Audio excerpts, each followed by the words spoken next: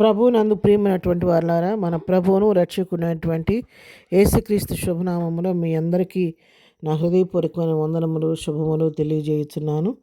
ఉదయకాల సమయంలో దేవుని వాక్యాన్ని జ్ఞాపకం చేసుకుందాము, ధ్యానం చేసుకుందామండి. సామెతల గ్రంథం 10వ అధ్యాయము 6వ వచనం చదువుతున్నాను. నీతిమంతుని తల మీదకి ఆశీర్వాదములు వచ్చును.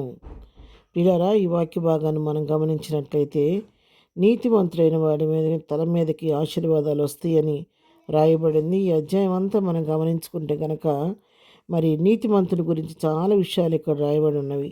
నీతిమంతుని నోరు జీవపు ఊట అంట. నీతిమంతుని కష్టాజితం జీవదాయకం అని చెప్పి రాశాడు. నీతిమంతుని పెదవులు అనేకులకు ఉపదేశించనని రాయబడింది. అదేవిధంగా నీతిమంతుడు ఆశించినది వారికి దొరుకును. నీతిమంతుడు నిత్యం నిలిచి కట్టడం వలె ఉన్నాడని ఎన్నో విషయాలు నీతిమంతుల గురించి రాయబడ్డాయి. నీతిమంతుల ఆశను సంతోషం పుట్టించును. నీతిమంతులు ఎన్నడూ కదిలింపబడను అని చెప్పి నీతిమంతుల నోరు జ్ఞానోపదేశమును పలుకును. నీతిమంతుని పెదలు ఉపయుక్తమైన సంగతులు పలుకును అనే నీతిమంతుల గురించి ఎన్నో విషయాలు ఇక్కడ రాయబడి ఉన్నాయి. ఇలా నీతిమంతుల మీదకి తల మీదకి అనేకమైన ఆశీర్వాదములు వచ్చునని చెప్పి రాయబడింది. అయితే ఇప్పుడు మనం గమనిద్దాము. మన వాక్యం వింటుంటే మరి మీలో కొంతమందికి ఆలోచన రావచ్చు, నీతిమంతులు అంటే ఎవరబ్బా, నీతిమంతుల తల మీదకి నీ ఆశీర్వాదాలు వస్తాయి అంటే అసలు నీతిమంతులు ఎవరు అనే ఒక ఆలోచన మనకు రావాలి అన్నమాట. అయితే ఇక్కడ గమనించినట్లయితే మరి నీతిమంతులు ఎవరు అని మనం ఒకసారి గమనించినట్లయితే రోమా పత్రిక 3వ అధ్యాయం 11వ వచనం చదువుకుంటే ఇక్కడ దేవుని వాక్యం ఏం సెలవిస్తుందంటే, నీతిమంతుడు లేడు, ఒక్కడునూ లేడు, గ్రహించువాడెవడనూ లేడు, దేవుని వెదకువాడెవడనూ లేడు, అందరూ త్రోవ తప్పి ఏకముగా పనికిమాలిన వారేరి, మేలు చేయవాడు లేడు, ఒక్కడైనను లేడు. ఇక్కడ వాక్యం ఏం సెలవిస్తుంది, అసలు నీతిమంతుడు అనేవాడు ఎవడో లేడు, ఒక్కడు కూడా లేడు, గ్రహించేవాడు ఎవడో లేడని చెప్పి, దేవుని వెతుకు వారు ఎవరు లేరని చెప్పని అందరూ త్రోవ తప్పి ఏకంగా పనికిమాలిన అయిపోయారు, మేలు చేయవారు లేరు, ఒక్కరైనా లేరని చెప్పి ఇక్కడ దేవుని వాక్యం సెలవిస్తూ ఉంది. అయితే మరి నీతిమంతులు అసలు ఎవరు అని మనం ఆలోచించినట్లయితే, వాక్యరీతిగా మనం గమనించినట్లయితే ఎవరూ నీతిమంతులు కాదండి.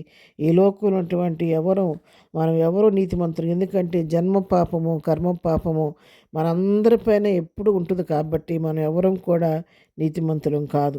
అయితే ఎప్పుడు మనం నీతిమంతులుగా మార్చబడతామంటే మనందరి కొరకు శిలువలో బలియాగం అయిపోయినటువంటి యేసుక్రీస్తు నామం పేరట ఆయన కార్చిన రక్తంలో మన పాపాలు కడగబడి మన నీతిమంతులుగా మనం తీర్చబడినప్పుడు మాత్రమే మన నీతిమంతులుగా గుర్తించబడతాము.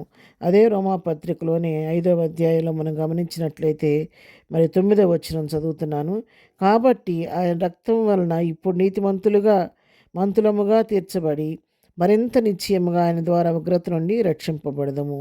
ఎవరి ద్వారా? ఆయన రక్తం ద్వారా, యేసు రక్తం ద్వారా. ఆ రక్తం వలన ఇప్పుడు మనం నీతిమంతులుగా తీర్చబడ్డాము. మరింత నిశ్చయంగా ఆ యొక్క రక్తం వలన ఉగ్రత నుండి మనం తప్పింపబడుతూ రక్షించబడిన వారిగా మనం ఎంచబడుతున్నాం. కాబట్టి పిల్లారా, మరి నీతిమంతులు అయినటువంటి మన మీదకి యేసు రక్తంలో కడగబడి ఆయన సొత్తుగా ఆయన జనాంగంగా చేయబడినట్టు వారి నీతిమంతులు. వారి తల మీదకి ఆశీర్వాదం అని వచ్చునని చెప్పి దేవుని వాక్యం సెలవిస్తూ ఉంది. ఎఫెసీలకు రాసిన పత్రికలు కూడా మనం గమనించినట్లయితే మరి 2వ అధ్యాయం 16వ వచనం చదువుతున్నాను. తన సిలువ వలన ద్వేషమును సంహరించి దాని ద్వారా వీరిద్దరిని ఏకశరీరముగా చేసి దేవునితో సమాధాన పరచువని ఇలాగ చేసిన గనుక ఆయనయే మనకు సమాధాన కారకుడై ఉన్నాడు. మరియు ఆయన వచ్చి దూరస్తులైన మీకును సమీపస్తులైన వారికి సమాధాన సువార్తను ప్రకటించెను.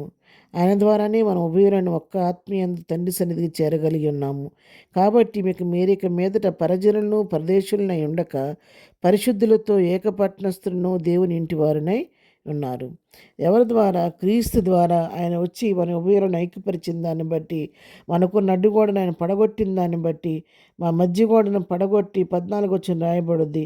మరి తన శరీరం మందు కొట్టివేయట, ధర్మశాస్త్రము తన శరీరం మందు కొట్టివేయట చేత మధ్య గోడను పడగొట్టి మన ఉభయులను ఏకము చేసినని చెప్పి దేవుని వాక్యం సెలవిస్తుంది. కాబట్టి ఆయన మనం ఆ ఉభయులను ఏకం చేసి ఆయన సొత్తుగా చేస్తున్నాడు. కాబట్టి మన నీతిమంతులుగా తీర్చబడ్డాము. ఎవరైతే నీతిమంతులుగా తీర్చబడ్డామో వారి మీదకి దేవుని ఆశీర్వాదం మెండుగా వస్తుందని చెప్పి చదువుతున్నాం. కాబట్టి ఈ రోజున యేసు రక్తంలో కడగబడిన మనందరం ప్రియులరా, మరి దేవుని యొక్క నీతిమంతులుగా తీర్చబడిన ఆశీర్వాదానికి మనం వారసులుగా ఉన్నాం కాబట్టి అటు ఆశీర్వాదం అనుభవిస్తూ ఉన్నాము. మరి ఎక్కువ అటు ఆశీర్వాదాన్ని పొందుకుంటూ ప్రభు కృపలో ముందుకు సాగిపోదాము. అలాంటి కృపా ధన్యత ప్రభు మనకందరికీ దయచేయునుగాక. ఆమెన్. ప్రార్థన చేసుకుందాం.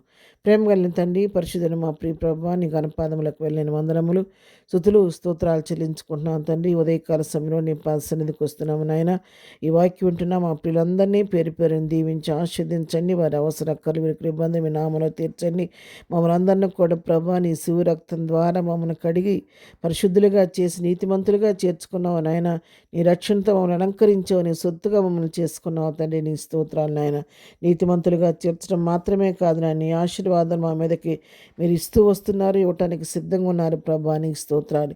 ఉదయకాల సమయంలో వాక్యం ఉన్న ప్రియులందరి మీద, వారి తలల మీద నీ మెండైన ఆశీర్వాదాలు కుమ్మరించిన వారి జీవితాల్లో సమృద్ధి, దీవెన, ఆశీర్వాదం మెండుగా కలుగుచ్చే వరకున్న కుదులు కొరతలన్నీ మీ కృపా మా దేశంలో తీర్చి నీ కృపకు పాత్రులుగా చేయండి ప్రభు. దినమంతా మేము వెళుచున్న మార్గాల్లో నీ కాపుదల దయచేయండి. మేము చేసే పని అంతట్లో నీకు గైడెన్స్ మాకు దయచేయండి ప్రభా. మా యొక్క ప్రతి అవస్థ అక్కర మీ నామలో తీర్చండి ప్రభ. ఎక్కడ ఎవరి ద్వారా మేము మోసగించబడకుండా నీ జ్ఞానం చేత జీవించడానికి సహాయం చేయండి. సమయాన్ని వ్యర్థపరచుకోకుండా నీ కొరకు జీవించే కృప మాకు దయచేయమని, ఈ ఉదయకాల దీవులతో నింపి నడిపించమని యేసు పరిశుద్ధ నామములో ప్రార్థించి అడిగి పొందుకొని ఉన్నాము తండ్రి. ఆమెన్. ప్రభు కృప సదాకాలం మనకందరికీ తోడయుండి నడిపించునుగాక. ఆమెన్.